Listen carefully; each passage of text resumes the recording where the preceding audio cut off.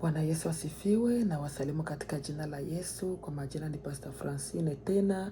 Nimekuja mbele zenu na neno la Mungu, neno la uzima. Neno ni uzima wapendwa, ni chakula cha uzima, na ninawaletea neno ambalo tutalizungumzia siku ya leo, linalohusu jinsi Bwana Yesu Kristo alisalitiwa na Yuda. Bwana Yesu aturumie sana, na bila kukawia, acheni tuombe kwanza, alafu tuseme neno la Mungu. Bwana Yesu, ninakushukuru, ninasema asante kwa muda huu umetupatia mara tena, ili kwamba tuweze tukalisikia neno lako, libariki na kulitakasa. Yote atakayelisikiliza Bwana Yesu Kristo, limuongezee imani, liweze likambadilisha na kumjenga upya na kumuumba upya. Neno lako ili Bwana Yesu Kristo liweze likaimarisha kila atakayelisikia, limuletee wokovu kila ambaye atakayelisikiliza. Ninaomba na kuamini katika jina la Yesu. Amen, amen, amen. Bwana asifiwe sana. Neno ambalo tutalizungumzia leo katika kitabu cha Marko sura yake ya 14, na tutasoma mstari wake wa 35 ama 35. Tusome katika jina la Yesu. Akakwenda mbele kidogo, akaanguka chini, akaomba ya kuwa saa ile imupitie ikiwezekana. Akasema, Aba, Aba, yote yanawezekana kama wewe unavyotaka. Akakuja akakuta wakilala. Akawaambia Petro na Simoni, mumelala, hamkuweza kukesha pamoja nami? Angalieni na kuomba, ili musije mukaingia majaribuni. Roho irazi, lakini mwili ni dhaifu. Akakwenda tena akaomba, akasema maneno yale yale. Akakuja tena akawakuta wamelala, maana macho yao yalikuwa mazito, hawakujua neno.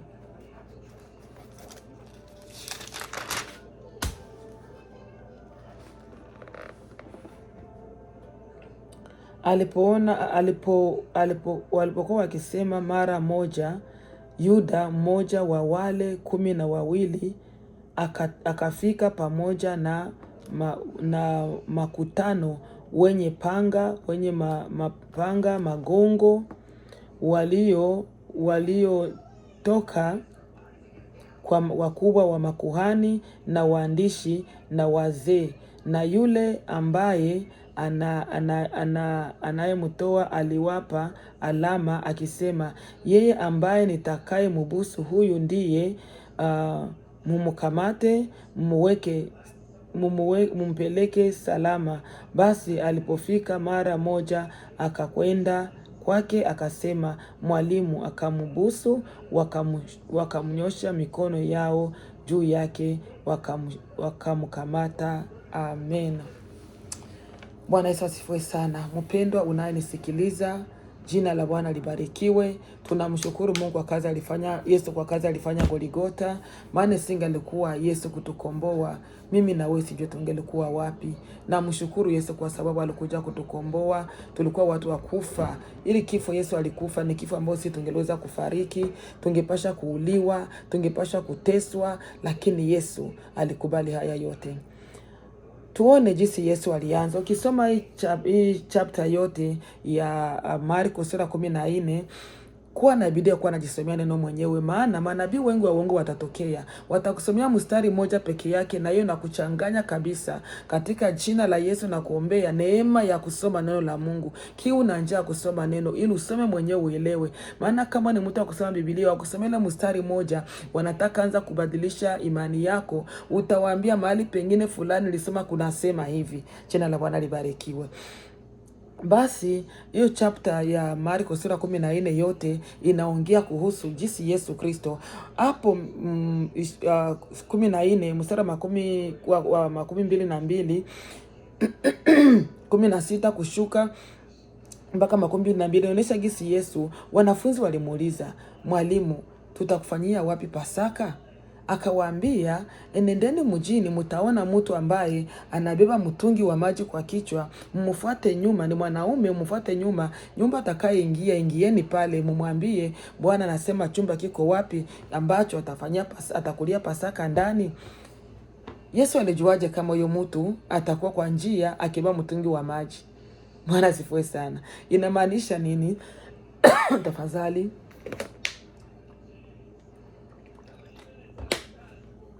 Inamaanisha hakuna siri ambayo unaweza kumficha Yesu. Unaweza kuficha mwanadamu, pasta wako, waimbaji wenzako, presida wa korale ama na wengine. Utawaficha mambo yako ambayo unafanya kwa siri, zile dhambi, tule tusiri twa dhambi ambayo umeficha kwa moyo wako. Lakini Yesu hautamficha. Anajua siri zako zote, anajua maisha yako yote. Bwana akurumie sana. Tafadhali mpendwa, mupe Yesu maisha yako. Ujitenge na yale masiri yote naweka ndani yako, maana mizigo ile ya dhambi ambayo unaficha moyoni mwako itakupeleka katika moto wa milele. Samahani. Ijapokuwa Yesu alikuja akuokoe wewe, aniokoe mimi pia. Jina la Bwana libarikiwe. Maandiko nasema ya kwamba Yesu alipowaambia vile, walienda na wakapata huyo mtu na kawaonesha chumba kilikuwa kwa dari juu. Na walipoingia, maandiko nasema kile chumba kilikuwa kimetayarishwa, kilikuwa tayari. Jina la Bwana libarikiwe. Je, umemwandalia Bwana makao ndani ya moyo wako? Umetayarisha moyo wako? Iko safi? Imeandaliwa vema? Bwana asifiwe. Hiki chumba kinalinganishwa na roho yako wewe Mkristo. Mwandalie Bwana makao, mwandalie Bwana mahali ataingia akule Pasaka ndani ya maisha yako. Jina la Bwana libarikiwe. Maana kwa leo Yesu anataka makao ndani yako, aishi ndani yako. Ndio maana Paulo alisema, si mimi niishie, bali Kristo aishie ndani yangu. Jina la Bwana libarikiwe. Mpendwa, muandalie Bwana makao, muandalie Bwana mahali ndani ya moyo wako. Bwana asifiwe. Wakaenda wakafika umo wakala chakula. Sasa walipokuwa kila chakula, Yesu akaanza kuambia umoja, wewe utanisaliti. Wakaanza ulizana, ni mimi mwingine, ni mimi mwingine, ni mimi. Yesu akawaambia, huyu ambaye anachomvya mkate pamoja na mimi kwa bakuli, ni huyu atakayenisaliti. Na hiyo saa Yuda alikuwa anachovya pamoja na Yesu kwa bakuli. Bwana turumie sana. Je, wewe ni msaliti? Mpendo, usiwe msaliti. Usiwe msaliti wa ndugu zako, usiwe msaliti wa makolegi wako, usiwe msaliti wa marafiki zako, usiwe msaliti wa Kristo wengine kanisani, usiwe msaliti wa Yesu. Bwana turumie sana. Maana wasaliti hawatarithi ufalme wa mbinguni. Wasaliti ni watu wa tamaa. Tamaa. Na hii tamaa ndio ilimfanya Yuda amuuze Yesu kwa senti 30 peke yake. Bwana turumie sana. Pesa haziwezi kuuza mwanadamu. Watu wengine wanaona kwamba pesa ni kila kitu. Ukishakuwa na pesa, wengine wanaona kwamba hata Mungu hawamhitaji tena. Mpendwa, ukiwa na pesa unaweza kununua visa ya kwenda kila nchi, lakini hauwezi kununua visa ya kupeleka mbinguni. Haleluya. Damu ya Yesu peke yake ndio itakupatia visa ya kupeleka mbinguni. Jina la Bwana lipewe sifa. Acha tamaa mpendwa. Tamaa itakufanya uwe msaliti Yesu, usaliti wokovu. Wakati unajawa na tamaa, utaiba, unafanya dhambi na msaliti Yesu. Wakati unajawa na tamaa, utaenda hata katika njia ya uzinifu na usherati, kwa sababu utaona pesa, unapewa pesa, unafanya kila kitu. Unapewa pesa, unaoba mtu, unafanya pana pesa, unafanya mambo yasiyofaa kwa ajili ya pesa. Bwana kurumia msaliti ambao unanisikiliza. Tubu, achana na usaliti, umpokee Yesu kwa mwokozi wa maisha yako. Aweza akakubadilishe. Watu leo wamekuwa wasaliti, wanatendea wenzao vituko vya kila aina kwa ajili ya tamaa tu. Tamaa ni mbaya. Bwana aturumie sana. Shetani alitamani kuwa kama Mungu. Alikuwa malaika mkuu wa mbinguni ambaye ndani yake mlikuwa mnajua nyimbo za sifa, muziki, vinanda huko mbinguni, waheshima sana. Akatamani kutawala kama Mungu, akatupwa hapa duniani na hana hata neema ya kutubu. Mwisho wake ni moto ya milele. Tamaa ni mbaya. Mpendwa, toshika na kile ulicho nacho. Mkristo mwenzangu, usikubali jambo lolote lile tamaa ikutawale. Maana ukitawala tu na tamaa, mbingu hautaingia. Tamaa itakupeleka katika dhambi zote za kila aina, na utamsaliti Yesu, utasaliti wokovu. Yuda alitembea na Yesu, alikula sahani moja na Yesu. Yesu aliwaosha miguu, aliwapenda sana. Bwana asifiwe. Lakini mwisho wake ilikuwaje?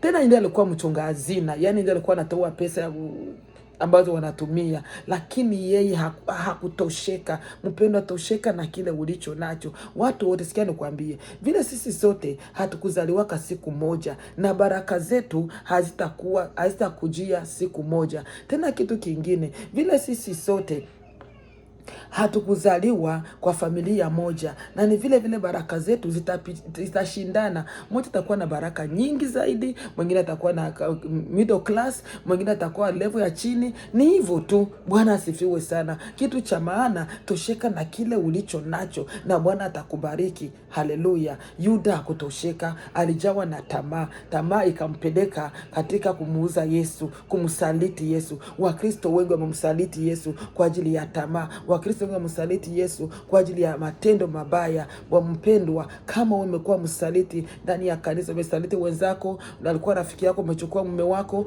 alikuwa rafiki yake umechukua mke wake, alikuwa rafiki yako umemharibia kazi, umeenda kuongea maneno huko na kumsaliti, na unarudi unacheka na mwambia hallelujah, praise the Lord, Bwana asifiwe, unamsalimia nakupenda sana. Kumbe ndani yako wewe ni kombwa mwitu ambao unavaa ngozi ya kondoo.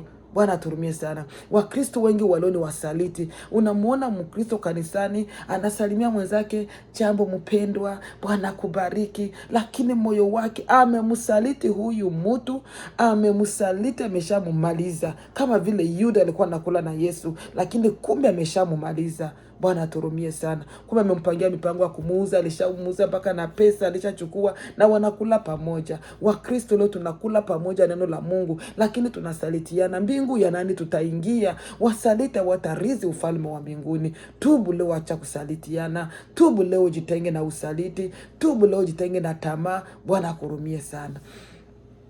Maandiko yanasema ya kwamba baadaye Yesu akawaambia wanafunzi wake, twende mlimani. Maana alikuwa na kwamba wakati sasa umekaribia, wakati wa kutolewa kwake. Akaanza kusikia ile uchungu, akaanza ona kwa mbali yale yote ambayo atapitia, yalikuwa magumu. Angekuwa mwingine angesema na mimi naacha, sitaweza, lakini alienda kwa mlima, akaenda na Yakobo, akaenda na Petro, wakaenda kuomba. Alipofika akamwambia, mkae hapa, mimi naenda pale pembeni kwenda kuomba. Akaenda kaomba, kaanguka chini, akasema, Bwana, ikiwezekana kikombe hiki nipitie, ila si mapenzi yangu. Bwana turumie sana. Aliona uchungu wa mateso atakayapitia, uchungu wa kufa, kudharauliwa, kuvikwa uchi, kupigwa. Aliona yale yote. Akarudi akaangalia wanafunzi, akapata wamelala, akauliza, mkesha hata saa moja pamoja na mimi? Wakristo wengi wamelala usingizi, wamelala, wanaota ndoto za mapepo, wanalala wamelota ndoto mbaya, kwa sababu wamelala bila Kristo. Mpendwa, je, unakesha kwa maombi? Unakesha pamoja na Kristo? Yesu alitaka Petro wakeshe pamoja na yeye, lakini wakalala usingizi. Je, wewe unakesha pamoja na Kristo?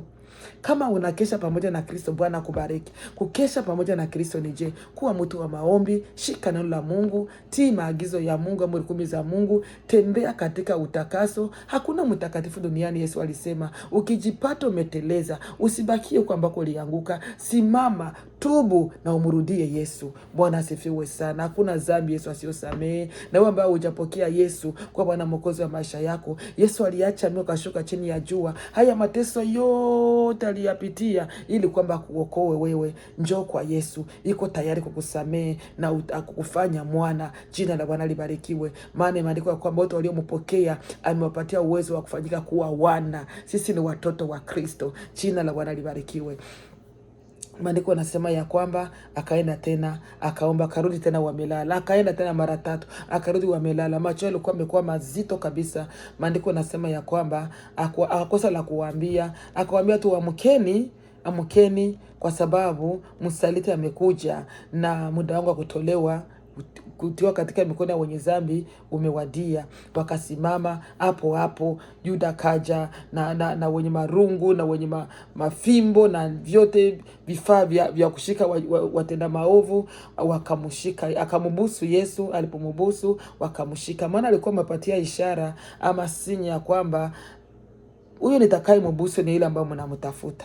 Bwana turumie sana. Unajua ni watu gani ambao walimshika Yesu na kumuua? Makuhani, waandishi ndio walimshika Yesu. Makuhani ni kama mapasta wa leo, maprofeti wa leo. Makuhani wa leo wanasalitiana, maana leo watu wamejawa na tamaa na wivu. Bwana turumie sana. Tamaa ni mbaya, tamaa ndani ya kanisa, wivu ndani ya kanisa na tamaa imefanya Wakristo wanasalitiana, wanauana. Wivu ndani ya watumishi na tamaa imefanya watumishi wanauana, makuhani wanauana.